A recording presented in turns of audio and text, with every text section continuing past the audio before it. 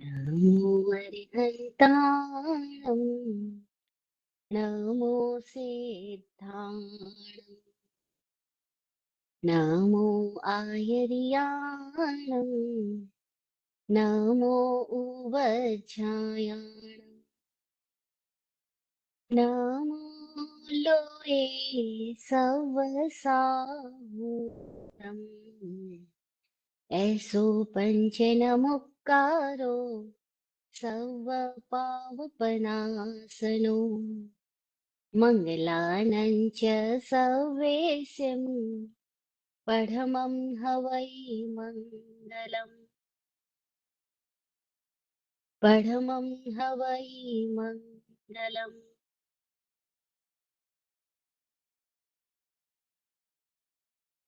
वन्दे नाकेवद्यसुरमे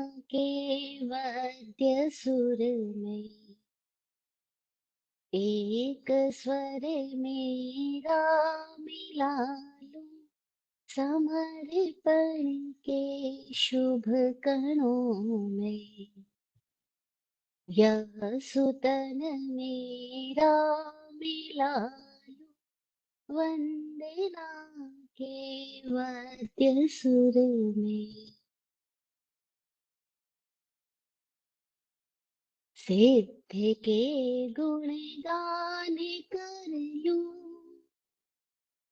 समण बन समभाव धर लूं सिद्ध के गुणगान कर लूं समण बन समभाव धर लूं लोक की अपनत्वता में योग्यता मेरी मिला लूं समर्पण के शुभ कणों में यह सुतन मेरा मिला लूं वंदना के वाद्य सुर में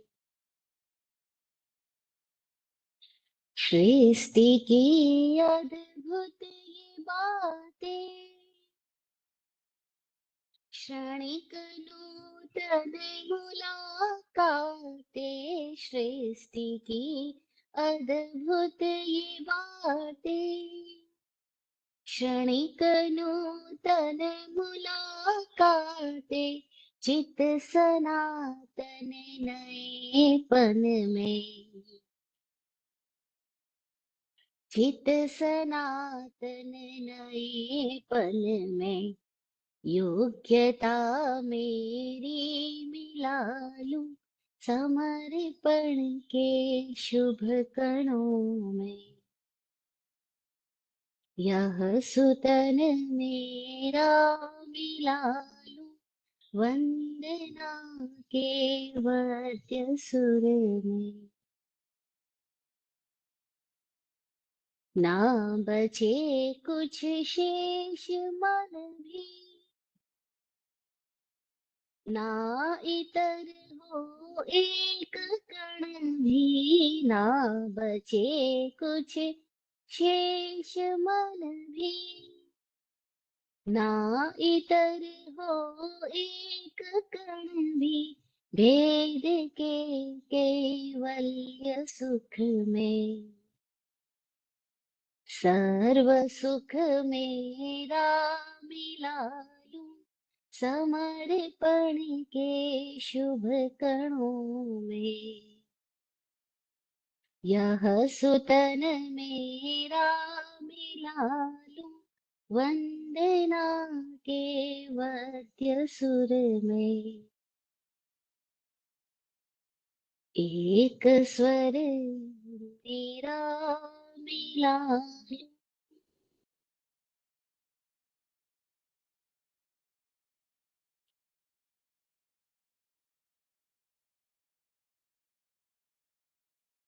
चरम तीर्थेश समण भगवान महावीर स्वामी को वंदन नमन। चतुर्वेद तीर्थ को प्रणाम।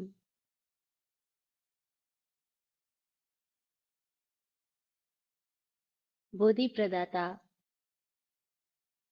आत्मज्ञानी पूज्य विराट गुरु जी को प्रणाम। सदा जागृति की टकोर देने वाले अपूर्व अतिशय धारक स्वामी विकास जी को प्रणाम।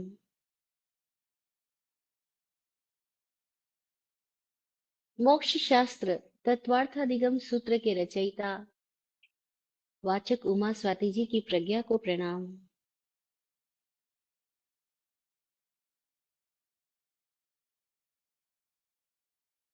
इस जगत में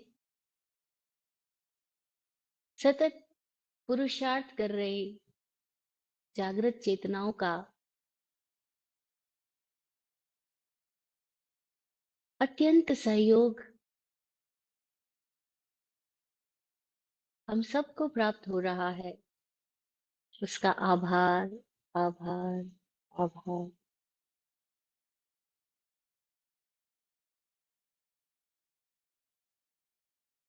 ओम।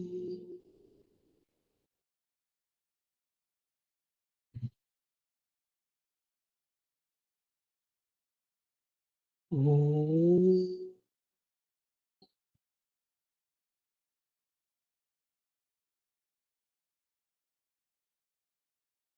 ओम।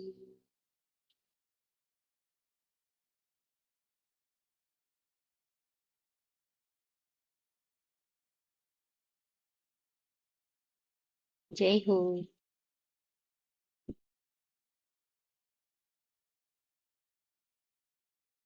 आज फिर से मुलाकात। तत्वार्थ सूत्र, इसका अभी पहला अध्याय चल रहा है और अभी हम 26 सूत्र पूरे कर चुके हैं। ऐसा कह रही हूँ पूरे कर चुके हैं, पता नहीं पूरे कितने हुए, एक भी हो जाए तो बड़ी बात है। और जीवन में एक भी उतर जाए तो सारे उतर गए। पहले में ही सब सार है, बाकी सब विस्तार है। हम बात कर रहे पिछले कई सारे सेशंस में 5 ज्ञान के बारे में। हकीकत में तो ज्ञान के बारे में। ज्ञान क्या है, ये थोड़ा हमें हर वक्त याद रहे कि ज्ञान का मतलब जानकारियां नहीं है। ज्ञान का मतलब जानना है। To know is knowledge. Information is like it is knowledge, but actually it is the illusion. It is the obstacle for knowledge. Because जब बहुत सारे इंफॉर्मेशन हो जाती है तो आदमी वर्तमान को नहीं जान रहा, वो अपनी इंफॉर्मेशन के आधार पे चल रहा है। और इंफॉर्मेशन पास्ट है और नॉलेज प्रेजेंट है, इसीलिए इंफॉर्मेशन नॉलेज नहीं है। तो ज्ञान का मतलब जानना, जानने की क्षमता। वो जो जानने की क्षमता है वो हर जीव में सहज रूप से है ही। ऐसा एक भी क्षण नहीं हो सकता कि जीव है उसमें जानने की क्षमता नहीं है। क्योंकि ज्ञान और हम, मतलब हम ज्ञान जुदा नहीं है। तो फिर क्या बाधा है जो हमें लगता है कि हमें ज्ञान नहीं है? बाधा है वह जो अभी हमारी स्थिति है, जिसमें हम मति यानी बुद्धि, मति यानी स्मृति, मति यानी संज्ञाएं, इस मति में हम बहुत ज्यादा जकड़ गए हैं। तो क्या हुआ कि मति से जो ज्ञान होना था वो ज्ञान होता हुआ भी हमारे लिए अज्ञान रूप होता जाता है। मति है तो ज्ञान रूप, लेकिन वो हमारे लिए अज्ञान रूप कब हो जाती है? जब हम मति में जकड़ जाते हैं। मति से जानना है, मति एक सहयोगी साधन है, लेकिन होता है कि हम साधन को, उपकरण को ही इतनी मान्यता दे देते हैं कि उस मति के साधन पे ही हम आ, आसक्त हो जाते हैं। फिर हम अपनी बुद्धि को श्रेष्ठ मानने लग जाते हैं और हमें लगता है जो मैं जान रहा हूँ, जो मैं समझ पा रहा हूँ, बस वो ही महत्वपूर्ण है, और वही हम चूक जाते हैं। आज का सूत्र है 27वां सूत्र। वह है मति ज्ञान और शुद्ध ज्ञान के विषय को बताने वाला। इसके पिछले सूत्र में हमने जाना था अवधि ज्ञान और मन पर ज्ञान के अंतर को। आज हम जान रहे हैं कि मति ज्ञान और श्रुत ज्ञान का विषय क्षेत्र क्या है, पांचों ही ज्ञानों का विषय क्षेत्र क्या है, वो क्या क्या जान सकता है, कहाँ तक जान सकता है, उसकी हद क्या है, उसकी सीमा क्या है। आ, सीमा क्या है यानी उसकी क्षमता क्या है, दोनों ही एक साथ जाने जाएंगे, क्योंकि जब सीमा जानेंगे, लिमिटेशन जानेंगे, तो उसकी कैपेसिटी भी जानी जाएगी, और जब कैपेसिटी जानेंगे तो उसकी लिमिटेशन भी पता लग जाएगी। तो सूत्र ये है, पहले अध्याय का 27 सूत्र, मति श्रुतियोर निबंध सर्वद्रव्येषु सर्वपर्यायेषु। ये सूत्र कहता है कि मति श्रुतियोर निबंध, मति और श्रुत का निबंध, मति और श्रुत की सीमा, सर्वद्रव्येषु सभी द्रव्यों में है, असर्व पर्यायेषु लेकिन सारी पर्यायों में नहीं है। द्रव्य रूप से मति ज्ञान श्रुत ज्ञान सबको जान सकता है, लेकिन सभी पर्याय को नहीं जान सकता। क्यों नहीं जान सकता? क्योंकि सभी पर्यायों को वही जान सकता है जो पूर्ण साक्षी हो गया है, जो पूर्ण मुक्त हो गया है, जहां पूर्ण तरह से आवरण समाप्त हो गए हैं, वही पूर्ण पर्यायों को जान सकता है। अन्यथा पूर्ण पर्यायों को यानी परिवर्तनशील प्रत्येक अवस्थाओं को हम साक्षी नहीं हम जान नहीं सकते। क्यों नहीं जान सकते? क्योंकि हम प्रमादित है, हम बेहोश है। बेहोश है इसलिए हमारे भीतर जो कुछ हो रहा है हमें हर वक्त पता नहीं चलता है। हमारे भीतर पूरे ही शरीर संस्थान में लगातार बहुत कुछ हो रहा है। हमारे एकदम निकट हमारा शरीर है और उसके अंदर लगातार बहुत कुछ चल रहा है, लेकिन हमें उसका भान नहीं होता। हमें कुछ एक का भान होता है। जैसे जब भूख लगती है तो पेट का भान होता है, भूख ना लगे तो हम पेट को भूल जाते हैं। सिर दर्द हो रहा है तो सिर का ख्याल आता है, नहीं तो सिर का ख्याल ही नहीं आता है। अब एकदम निकट हमारा शरीर है, लेकिन ये हमारे को कहाँ समझ आ रहा है, कहाँ अनुभव हो रहा है। ये कभी कभी किसी किसी रूप में, किसी किसी पर्याय में, किसी किसी पार्ट एंड पार्सल में हमें समझ आ रहा है, लेकिन कंप्लीटली हमें कुछ समझ नहीं आ रहा। इसका मतलब क्या हुआ? क्योंकि हमारी प्रेजेंस होते हुए भी नहीं है। हम शरीर में है, प्रेजेंट है, लेकिन फिर भी होते हुए भी नहीं है। क्यों नहीं है? क्योंकि हम बटे बटे जी रहे हैं। तो मति ज्ञान तो वैसे ही बटा बटा ज्ञान है, शुद्ध ज्ञान वैसे ही बटा बटा ज्ञान है। क्यों बटा हुआ ज्ञान है? क्योंकि ये ज्ञान इंद्रियों के मार्फत हो रहा है, और जो इंद्रियां हैं वो अपने आप में बटी बटी डिपार्टमेंट्स है। इंद्रियां बोले तो डिपार्टमेंट्स है, वो तो 5 भागों में, 6 भागों में ऑलरेडी बटी हुई है। तो जो बटी हुई चीजें है वो पूर्ण को कैसे जान सकती है? इसीलिए का वो सारी पर्यायों को नहीं जान सकता। मति ज्ञान की क्षमता है कि वो सारे द्रव्यों को जान सके, शुद्ध ज्ञान की क्षमता है सारे द्रव्यों को जान सके, लेकिन सारी पर्यायों को नहीं जान सकता है। पर्याय मतलब चेंजेबल फॉर्म्स, जो लगातार चेंज हो रही है, उसको पर्याय बोला गया है। अब मति ज्ञान और शुद्ध ज्ञान की ये क्षमता बताने के साथ हमें एक बात क्लियर हो जाती है कि यहाँ पे हम सब की मति और शुद्ध जो है वो कंप्लीट है ही नहीं। अब जो कंप्लीट ही नहीं है उसका दम्भ क्या करना? अगर कोई चीज कंप्लीट है तो दम्भ हो नहीं सकता, और कंप्लीट है ही नहीं तो उसका दम्भ क्या करना? लेकिन फिर भी हम लोगों को क्या होता है, अपनी अपनी मति पे बड़ा भरोसा पैदा हो जाता है, अपनी अपनी बुद्धि पे बड़ा भरोसा पैदा हो जाता है। मैं जो जानता हूँ उसके ऊपर इतना भरोसा हो जाता है, और तब आदमी क्या करता है, खुद की जानकारी या खुद के जानने की क्षमता पे कई बार उसको इस तरीके की अहंकार वाली स्थिति आ जाती है, तो उसको लगता है दूसरे जो जान रहे हैं वो तो ठीक जान ही नहीं रहे। दूसरे जो बोल रहे हैं, दूसरों ने जो सुना है, दूसरों ने जो समझा है, उसमें तो गड़बड़ी है। मैं समझाता हूँ आपको। और ये बहुत लोगों में ऐसी मानसिकता पाई जाती है। वो जब भी बात करने बैठेंगे किसी के साथ, तो अपनी बात को हमेशा ऊपर रखने की कोशिश करेंगे। किसी भी तरह से दूसरों की बात को वो काट करके अपनी बात को ऊपर रखने की कोशिश करेंगे, और ये बताएंगे कि देखो मैं कितना ज्यादा जानता हूँ। और बस ये स्थिति जो होती है, यही हमारी जानने की क्षमता को बाधित करती जाती है। ये हमारे ज्ञान पर आवरण की स्थिति पैदा करती जाती है। और फिर कोई और व्यक्ति कोई और जानकारी शेयर कर रहा है, कोई और व्यू पॉइंट से बोल रहा होता है, हम उसको कई बार तो सुनने के पहले ही नकारना शुरू कर देते हैं। वो कोई बोल रहा है उसके पहले हमारे भीतर में नकार पैदा हो जाता है, नहीं नहीं ऐसा नहीं है, क्योंकि मैंने ऐसा सुना ही नहीं है, नहीं नहीं ऐसा हो नहीं, मैंने ऐसा पढ़ा ही नहीं है कहीं पर भी, ये जो बोल रहे हैं वो ठीक नहीं हो सकता है। हमारी सुनने से पहले हमारे भीतर में प्रोसेसिंग चालू हो जाती है, और बस वही शुद्ध ज्ञान बाधित हो गया, कोई तो सुना ही नहीं। विराट गुरु जी ये बात अक्सर कहा करते थे, जो उनकी प्रार्थनाओं में भी आती है कि बात ना काटे किसी की कर उतावल, बात ना काटे किसी की कर उतावल, धैर्य से सुन ले भले बकवास ही हो, धैर्य से सुन ले भले बकवास ही हो, हम करे वो ही जो हमको इष्ट होवे, हम करे वो ही जो हमको इष्ट होवे, फिर भले यश का नहीं अवकाश ही हो भला सबका। वो कहते थे कि कोई व्यक्ति कुछ भी कह रहा है, आप सुन तो लो पूरी बात, पर उतना सुनने का धैर्य तो होना चाहिए ना। धैर्य ही नहीं होता हमारे अंदर।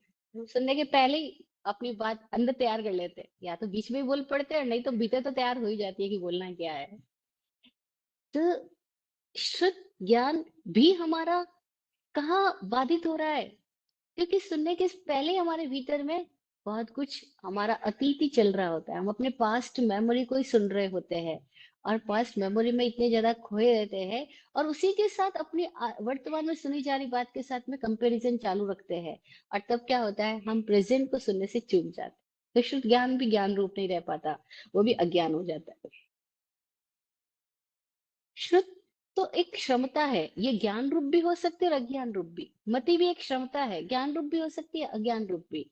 मोस्टली हमारी अज्ञान रूप है, ये हमें समझ में आता जाए कि अज्ञान रूप क्यों है। क्योंकि हम निष्पक्ष होके वर्तमान में उपस्थित ही नहीं हो पाते, चुपचाप सुन भी नहीं पाते। वो कह रहे हैं अगर कोई बकवास भी बोल रहा है तो धैर्य से सुन लो। हाँ, आपको जो करना है वो करना।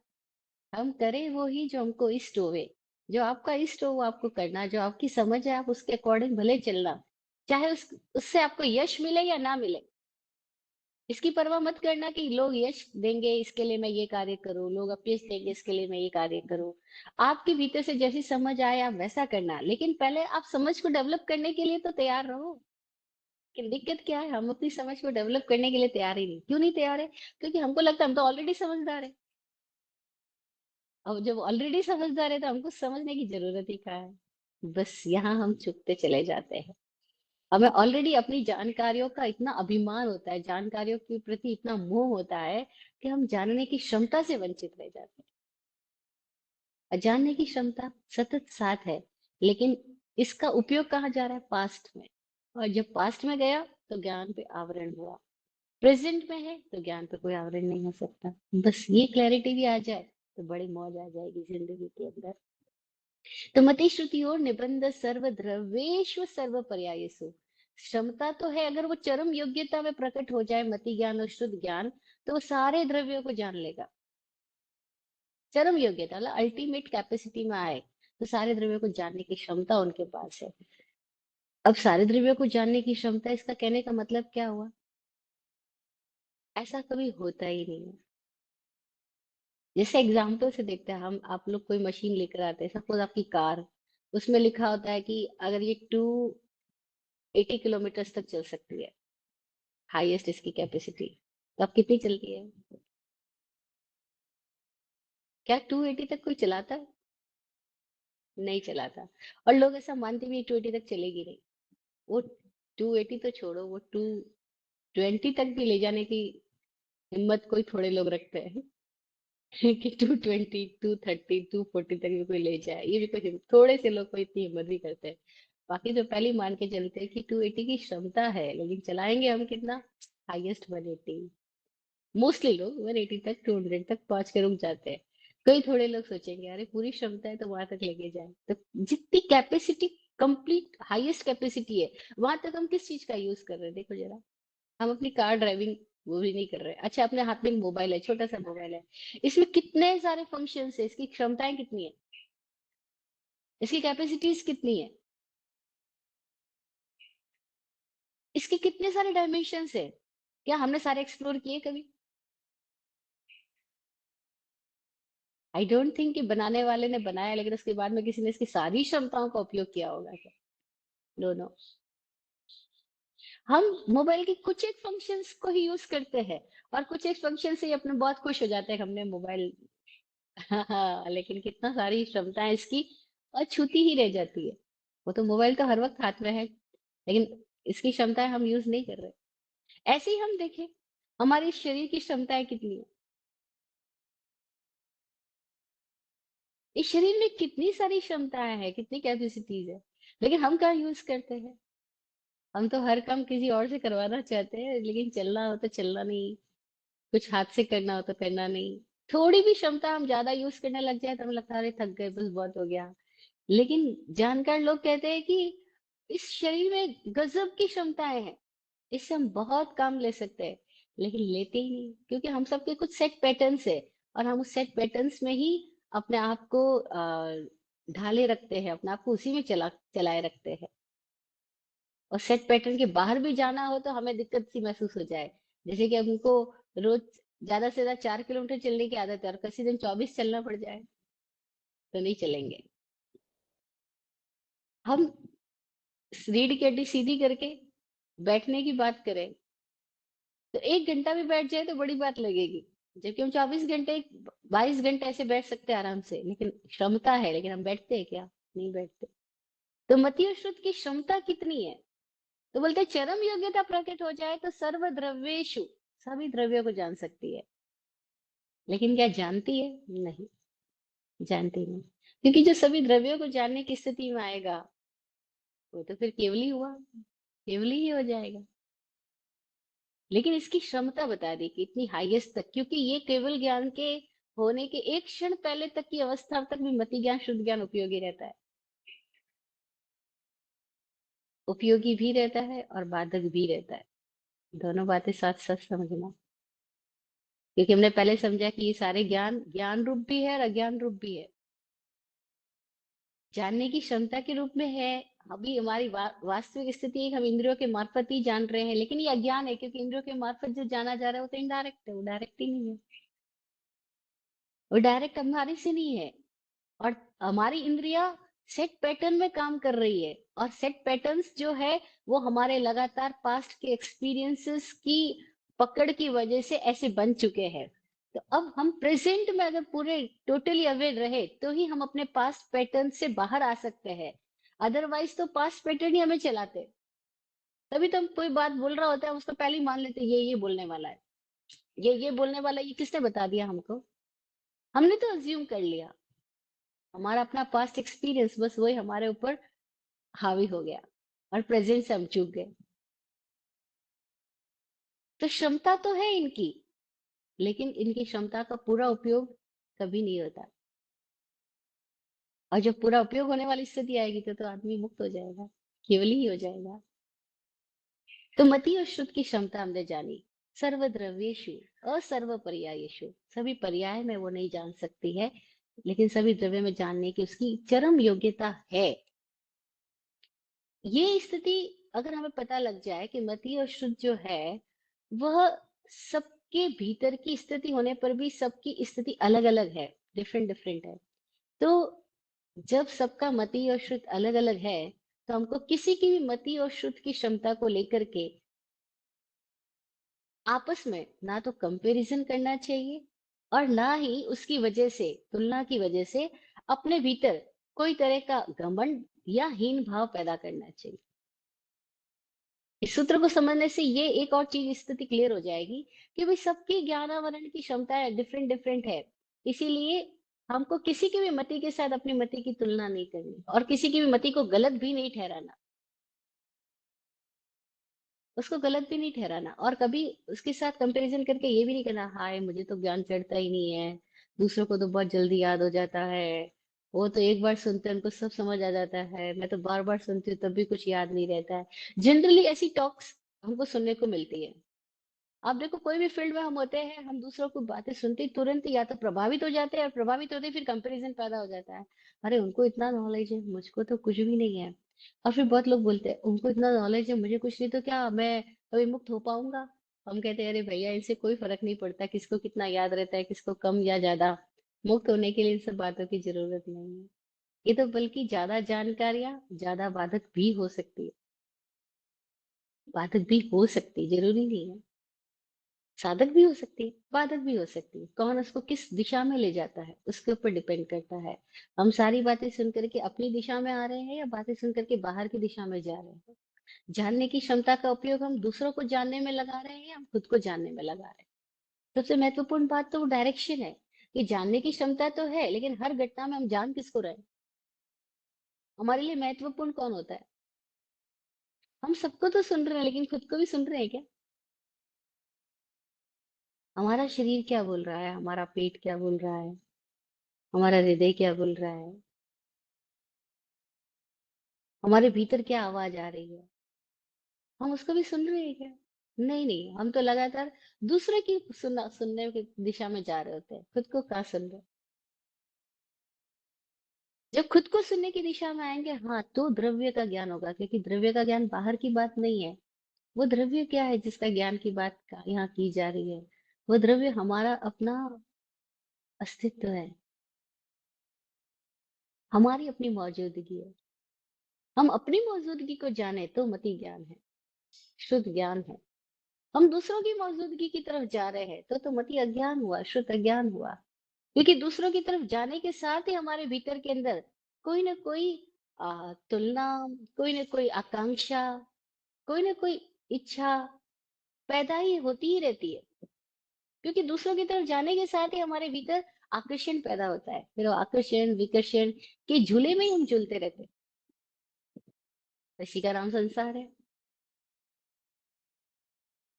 लगातार हम हमारी बुद्धि किसी और को सुन के, देख करके, सूंघ करके, चख करके प्रभावित होती रहती है। और फिर उस प्रभावित चित्त दशा के अंदर हमारे भीतर में न जाने कितनी तरह की स्टोरी चलती रहती है। और स्टोरी हमारा ही माइंड बुन रहा है, उससे किसी दूसरे द्रव्य को कोई प्रभाव नहीं पड़ रहा। पर हमारे भीतर में सारी स्टोरी बनती जाती है। ये अच्छा है, ये बुरा है, ये महंगा है, ये सस्ता है, ये अपना है, ये पराया है, ये है, ये वो है। कितने सारी रिनेमिंग स्टार्ट रहती है। और बस वहीं पे मति अज्ञान चलता रहता है। मति है लेकिन अज्ञान रूप है, शुद्ध है अज्ञान रूप है। क्योंकि उसकी वो कौन सी जगह जा रहा है, वो बाहर जा रहा है। और जहां द्रव्य की बात बोली, वो अपने अस्तित्व की बात बोली। हमारी जो मौजूदगी है, हम उसके प्रति सजग है क्या? हाँ, कोई लोग हैं जो इस अभ्यास में भी है कि हम अपनी मौजूदगी के प्रति सजग रहे। अतः उनको पता लगता है मैं अपनी अपने ही होने से कहाँ चूक रहा हूँ, अपने ही होनेपन से कहाँ वंचित होता जा रहा हूँ, मैं अपने होनेपन से कहाँ बाहर जा रहा हूँ। हमें अभी पता ही नहीं लगता हम अपने होनेपन से बाहर है या अपने होनेपन में है। अभी तो अपने होनेपन से बाहर रहने की इतनी ज्यादा हैबिट है हमारी, और अपने होनेपन में रहने का तो हमें जरा सा भी एहसास नहीं है। तो हमें पता भी कैसे चलेगा कि मैं बाहर हूं या भीतर हूँ? पता भी तो तब चले जब कभी किसी पल में हमने अपने होनेपन में जीना भी सीखा हो, रहना भी सीखा हो, ठहरना भी सीखा हो। तो बाहर जाने का भी पता चले। या तो बाहर ही बाहर है तो भीतर का कुछ पता ही नहीं है कि बाहर और भीतर क्या है, कुछ पता ही नहीं, क्योंकि बाहर ही बाहर है फुल टाइम। इन कोई एक ऐसे लोग हैं जिनकी मति और जिनकी श्रुत अपनी दिशा में काम कर रहे हैं। और तब वे स्वयं से जुड़ करके, स्वयं में जीते हुए इस संसार में जी रहे हैं। और तब क्या होता है, जो भीतर में ठहरा है और अब वो बाहर में चल रहा है या बाहर में बोल रहा है, तो उसके भीतर का ठहराव बाहर की हर घटना के साथ में भी क्या एक अद्भुत तरह का तालमेल पैदा करवाता है। अतः उसे सब उस व्यक्ति की अभिव्यक्ति से समझ में आता है, अच्छा, मति श्रुत का ये सही अर्थ है और हमारी स्थिति क्या है। अन्यथा तो हमें समझ भी नहीं आएगा। क्योंकि हम सबके लिए हम जो बोल रहे हैं वो शब्द एक सरीखे होते हुए भी हम जो समझ रहे हैं उसके अर्थ अलग अलग है। शब्द सरीखे बोल रहे हैं हम, लेकिन उसके पीछे जो हमारी अर्थों की समझ है वो सबकी डिफरेंट डिफरेंट है। इसीलिए इस सूत्र कह रहा है कि मति और शुद्ध जो है वो सर्व द्रव्येषु, सभी द्रव्यों में जाग सकता है, लेकिन सर्व पर्यायों में नहीं। पर्याय सूक्ष्मतम घटना है। प्रतिपल हो रहा परिवर्तन है। और प्रतिपल हो रहा परिवर्तन, कोई साक्षी है तो समझे, अन्यथा नहीं।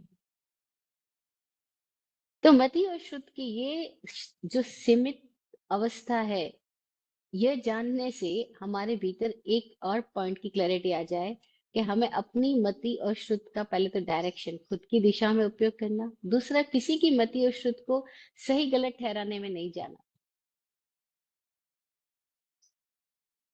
फिर अपनी किसी बात को लेके पकड़ नहीं रखना, आग्रह नहीं करना। जैसे हमने कहते हैं मैं जो जानता हूँ वो सही, वही चूक गए हम, फिर गड़बड़ी हो गई। क्योंकि जो जाना गया वो तो विद्या है, जो जाना जा रहा है वह ज्ञान है। और विद्या का तो अभ्यास हो सकता है, ज्ञान का अभ्यास नहीं हो सकता। ज्ञान की प्रैक्टिस नहीं हो सकती है, विद्या की प्रैक्टिस हो सकती है। एक में कोई व्यक्ति सीख रहा है, तो वो क्या सीख रहा है?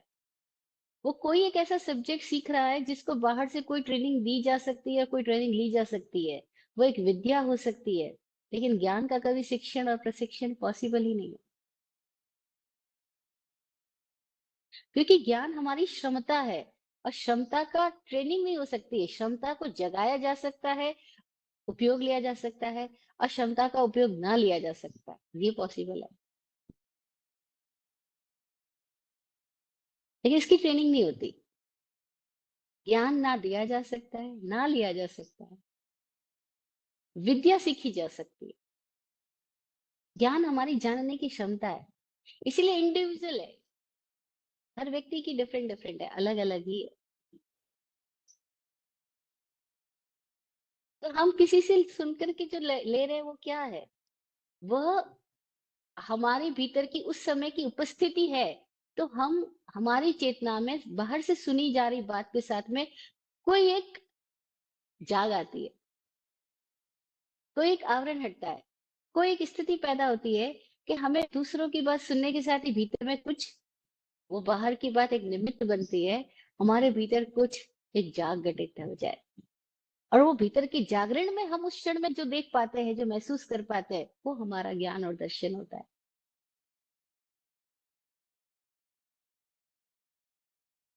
यहाँ फिर हमारे पास चुनाव होता है कि हम किसको सुन रहे हैं, किसको देख रहे हैं, हमारी इंद्रियां किस दिशा में जा रही है, किन विषयों की तरफ जा रही है। क्योंकि वो जिन विषयों की तरफ जा रही है, वो फिर उन विषयों के साथ उस तरह की चेतना में अभिव्यक्तियां पैदा करवाती है, वैसा निमित्त, वैसी टकोर लाती है। जैसे हमारे पास में, सबके पास में बहुत इंद्रियों की क्षमताएं जितनी भी है, हम हो सकता है हम कोई मूवी देखने में लगा,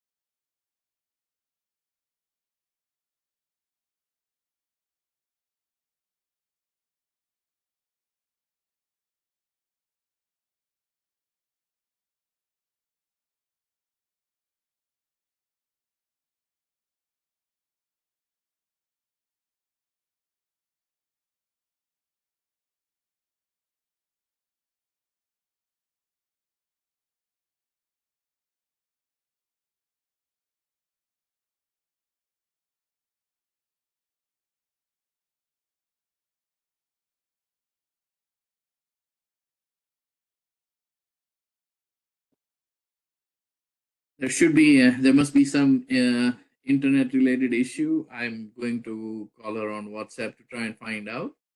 Please stay tuned. Thank you so much.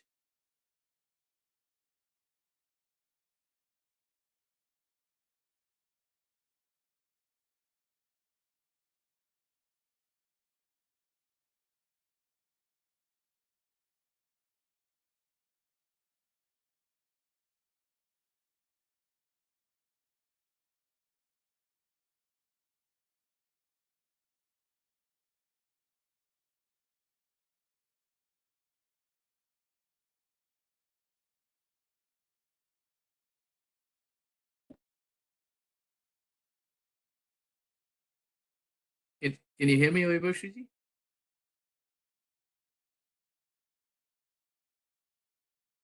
आप सुन सकती हैं मुझे?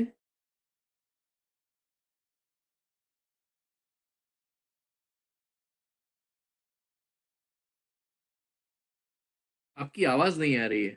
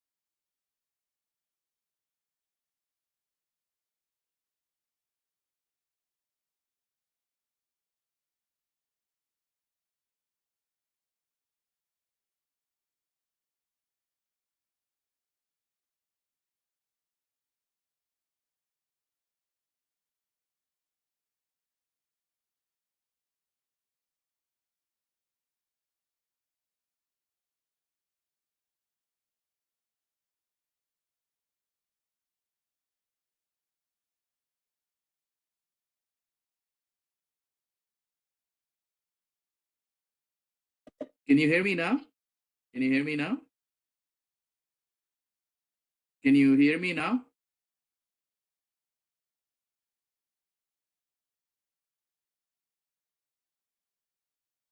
अच्छा। हाँ। अब दिस वीडियो फिर से बंद हो गई।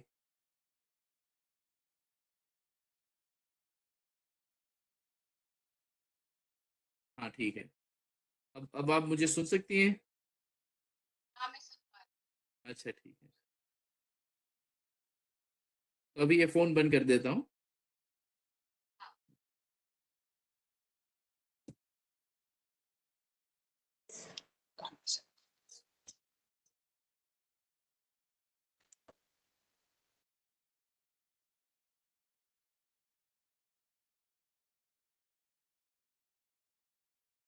आप सुन सकती हैं?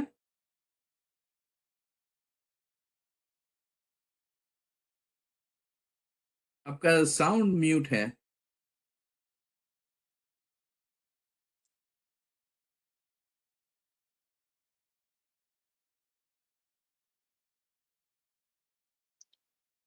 अब आ रही है आवाज?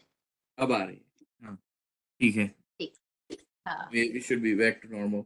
आप जो जब आपका ये डिस्कनेक्शन हुआ वो उस वक्त आप ज्ञान की क्षमता की बात कर रही थी कि वो सबकी अलग अलग होती है। हाँ। हाँ। उसके बाद फिर आता। अच्छा। सबकी ज्ञान की क्षमता अलग अलग है, और सब लोग अपने पिछले अनुभवों से चलते हुए आ रहे हैं। और जब हमें ये बात क्लियर हो जाए कि हम में से सभी लोग अपने पास्ट एक्सपीरियंसेस से चलते हुए यहाँ पे पहुंचे हैं, तो उन्होंने जो मत इकट्ठी की है, जो श्रुत इकट्ठा किया है, वो उनका डिफरेंट है हमारे से। तो हमें किसी की भी मति और शुद्ध की स्थिति पर ये भाव नहीं पैदा होना चाहिए कि अरे ये समझते क्यों नहीं है, अथवा ये ऐसा क्यों समझते हैं। ये सूत्र सुनने का अर्थ क्या हुआ कि हमारे भीतर ये अंडरस्टैंडिंग डेवलप हो जाए कि कोई क्या समझता है, कोई क्या सुनता है, किसी का पास्ट एक्सपीरियंस क्या है। हमको उसको लेकर के कभी सामने वाले को रिमार्क नहीं करना चाहिए कि अरे ऐसा गड़बड़ क्यों है। भाई वो ऐसा है क्योंकि उसका पास्ट एक्सपीरियंस ऐसा है। लेकिन आज हम कैसे हो सकते हैं? तो हमें ये क्लैरिटी होनी चाहिए, हमें अपने पास्ट एक्सपीरियंसेस को पकड़ करके उसके आधार पर नहीं चलना है, हमें प्रेजेंट में देखना है, प्रेजेंट में सुनना है, तो मति ज्ञान शुद्ध ज्ञान होगा। अन्यथा तो वो जानकारियां होगी, और जानकारियों का आदान प्रदान हो सकता है, ज्ञान का आदान प्रदान नहीं हो सकता। ज्ञान क्षमता है, जानने की क्षमता है, उसको किसी को दिया नहीं जा सकता, लिया नहीं जा सकता। लेकिन जो हम जान रहे हैं उसमें हमारा विवेक हम उपयोग में ला सकते हैं कि हमें क्या विषय जानना है, क्या विषय नहीं जानना है, कौन सी दिशा में अपनी मति को ले जाना है, कौन सी दिशा में अपनी मति स्मृति को नहीं लेकर के जाना है। क्योंकि अभी हम जहाँ पर है वहां हमारी मति और श्रुति ही है हमारे लिए, क्योंकि अवधि मनपर्य केवल ज्ञान की स्थितियां हम सुन रहे हैं, लेकिन वो हमारी वास्तविक स्थिति है क्या, अभी की यथार्थ स्थिति, प्रेजेंट में हमारी स्थिति क्या, हमारे पास क्या उपयोग की क्षमता है, हमारे पास मति ज्ञान शुद्ध ज्ञान की क्षमता है। अवधि मन पर ज्ञान की क्षमता है, लेकिन अभी प्रकट नहीं है, जैसा कि हम देख पा रहे हैं अपने अंदर में। और केवल ज्ञान की क्षमता तो है ही, लेकिन अभी प्रकट तो नहीं है। तो अभी जो हमारे पास प्रकट मौजूदा स्थिति है वो मति और शुद्ध की है।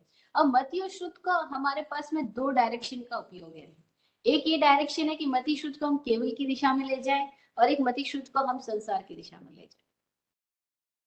जो केवल की दिशा में मति शुद्ध को लेके जा रहा है वो ज्ञान की दिशा में लेके जा रहा है, जो संसार की दिशा में लेके जा रहा है, बाहर की दिशा में लेके जा रहा है, वो अज्ञान की दिशा में लेके जा रहा है। लेकिन हमें पता ही कैसे चलेगा, मैं इसके लिए कह रही हूँ कि हमें पता तब चलेगा जब हमें अपने आप को सुनना, अपने आप को देखना, अपने आप की दिशा में हमें ठहरना आए,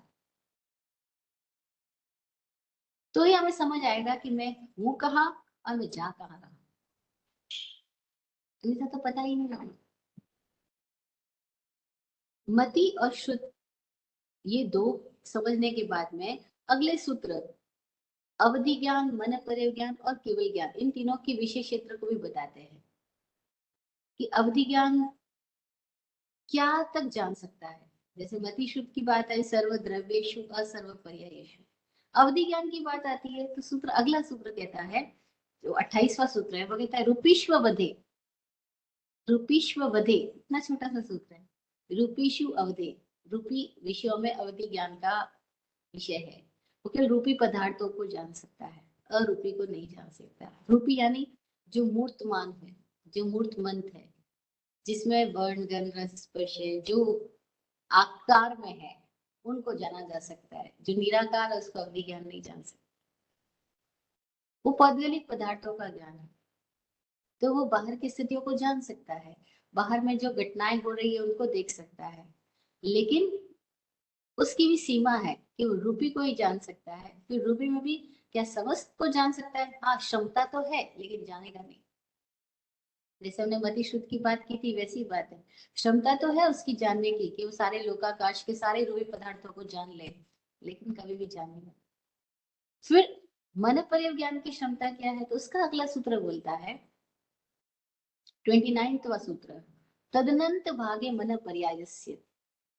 तद अनंत भागे मन पर्यायस्य का मतलब हुआ कि अवधि ज्ञान जिन रूपी पदार्थों को जान सकता है, मन पर्य ज्ञान उन रूपी पदार्थों के अनंतवें भाग को जान सकता है, मतलब बहुत छोटे से हिस्से को। क्योंकि मन पर्य ज्ञान केवल मन को ही तो विषय कर रहा है, और मन कहाँ है, मन कहाँ है? एक अपेक्षा से वो सारे प्राणियों में तो है ही नहीं, एक अपेक्षा से वो सारे प्राणियों में है, पर एक अपेक्षा से वो सारे प्राणियों में तो है ही नहीं। अविकसित रूप में तो सभी में है, लेकिन विकसित रूप में तो मनुष्यों में ही है, होने की संभावना वो भी है नहीं। तो मन ज्ञान का विषय क्या है? रूपी पदार्थों के अनंत विभाग को वो मनोवर्गणा के पुद्गलों को ही ग्रहण करता है, बाकी को नहीं, इसलिए कहा वो अनंत विभाग को ग्रहण कर सकता है। सवाल पैदा होता है, अवधि ज्ञान, मन ज्ञान किसको विषय करेंगे? तो दोनों में बड़ी गजब की बात है कि ये भी हमारे भीतर जितना अतीत भरा है, जिन जिन से हम संबंधित रहे हुए हैं, हम अपने उस संबंधित विषय वस्तुओं के प्रति ही जागृत होते हैं, हम उसी को जान पाते हैं। क्योंकि आदमी अपने अतीत से इतना जुड़ा हुआ है कि उसके भीतर अगर प्रश्न भी पैदा होता है तो वो भी कहीं उसके अतीत से जुड़ा हुआ प्रश्न ही पैदा होता है। अतीत की जानकारियों के समूह में से ही हमारे भीतर कोई तरह की उत्तेजनाएं पैदा होती है, कोई तरह का कुतूहल पैदा होता है। और तब हम जिनको जिन विषय वस्तुओं से हम संबंधित होते हैं, हम अगर उनको जानते भी हैं तो हम अतीत के चश्मे से जान पाते हैं, और यही हमारी लिमिटेशन है। ऐसे में कोई एक लोग जो पूर्ण निष्पक्ष होकर देख पाते हैं, केवल वे ही अपने अतीत से मुक्त हुए। और तब उनके भीतर भी जो प्रज्ञा है, जो बोलने की क्षमता है, अब अगर वो बात को जो समझ पा रहे उसको कहेंगे, एक्सप्रेस भी करेंगे, तो एक्सप्रेशन भी उनका अपने जो पास्ट में उनका डिजाइन माइंड है उसके अकॉर्डिंग एक्सप्रेशन भी निकलेगा। इसलिए बड़ी गजब की बात है कि कोई केवली भी हो जाए तभी अगर वो बोलेगा, अगर वो बोलने में आएगा, बोलेगा कुछ भी, तो वो ही संस्कारित शैली में बोलेगा जिसमें उसका डेवलपमेंट हुआ है। आप खुश हो सकते हो कि अगर आप गुजराती हो और आपको केवल ज्ञान हो गया तो आप गुजराती में बात करोगे।